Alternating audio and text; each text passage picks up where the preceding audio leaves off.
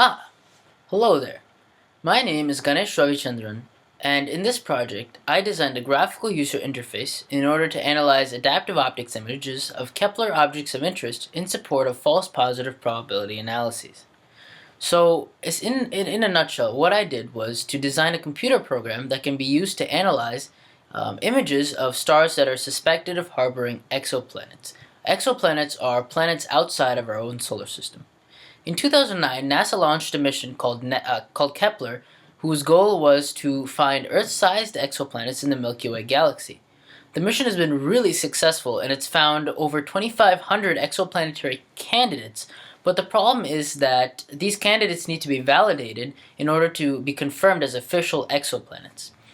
This is a problem because there are more than 2,500 candidates, and the method by which these candidates are validated is extraordinarily slow.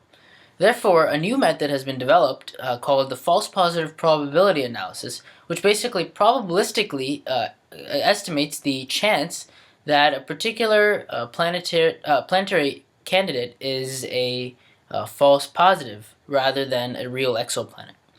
In support of the false positive probability analyses, a robotic adaptive optics system called RoboAO was designed in order to take pictures of all of these different stars so that they can be used for these false positive probability analyses.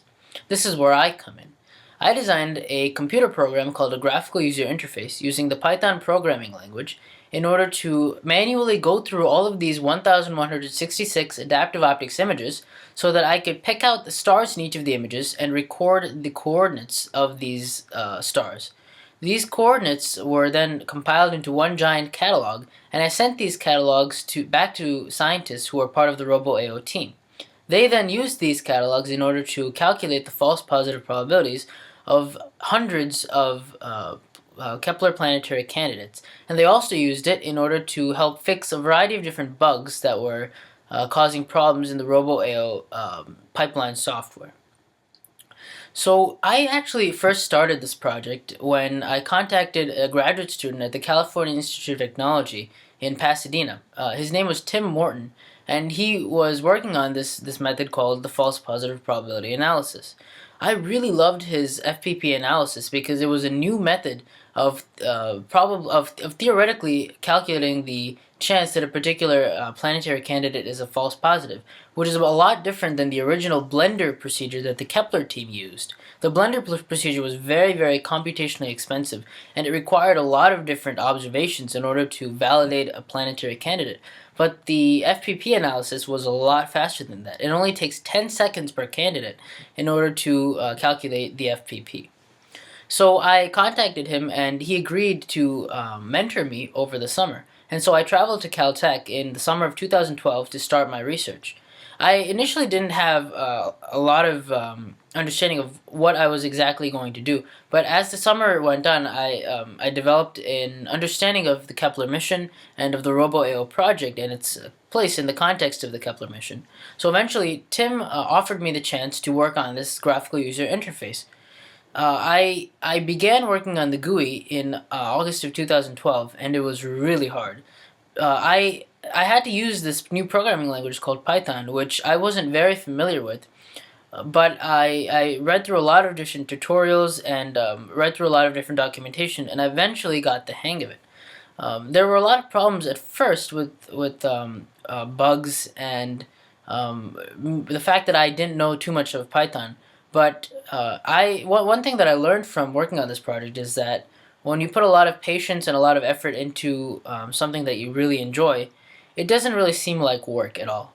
And so I'm very grateful that I had the chance to work on this project. As a result of my hard work, I was recognized by a variety of different organizations for my efforts. I was recognized last year as a finalist in the Intel International Science and Engineering Fair, which was held in Phoenix, Arizona. And this year I was recognized as a semifinalist in the Intel Science Talent Search, which is the most competitive science competition in the United States. I'm also going to be the co-author of a research paper that has been submitted to the Astrophysical Journal, which involves a lot of different observations that have been taken by RoboAO. My project has certainly been very influential for the RoboAO team and for the Kepler mission in general, but it also has a lot of implications for human society itself. I believe that the most important question, or at least one of the most important questions for humanity, is: Are we alone? Are we alone in the universe? And that question can only be answered if we look out into the cosmos and try to find these exoplanets, which are the only locations, as far as we know, that could potentially harbor life.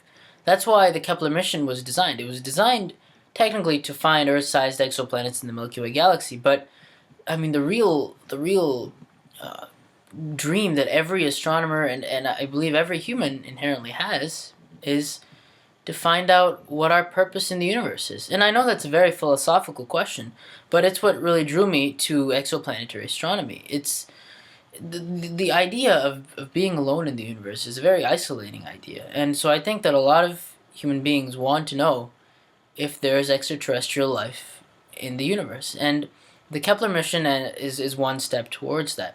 As a result of the efforts that I made with the GUI, we're one step closer to finding the answer to that question. I still remember the moment that I realized that I wanted to study astronomy, that I wanted to be an astronomer. So my mentor Tim had taken me and a few undergraduate students to Palomar Observatory in Southern California in order to take regular observations of some different stars in the Milky Way. And at one point in the night, around like 2 or 3 o'clock in the morning, we went up to the catwalk of the telescope, and for the first time in my life, I saw the Milky Way galaxy. It actually wasn't as impressive as I had expected at first, because it was just a very, very blurry white patch of stars in the sky. But as I thought about it, I realized how incredibly beautiful it was that I could see the Milky Way on that day in July.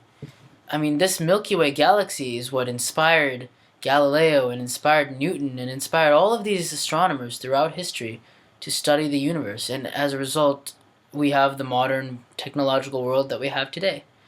And so that's the moment that I realized that I really wanted to study astronomy. And as a result of this project, that love of astronomy has been even more strengthened. I believe that in the near future, as a result of the research that I've conducted and the GUI that I've designed, will become a lot closer with the universe because of new discoveries that that are occurring every day in the field of exoplanetary astronomy. Thank you very much.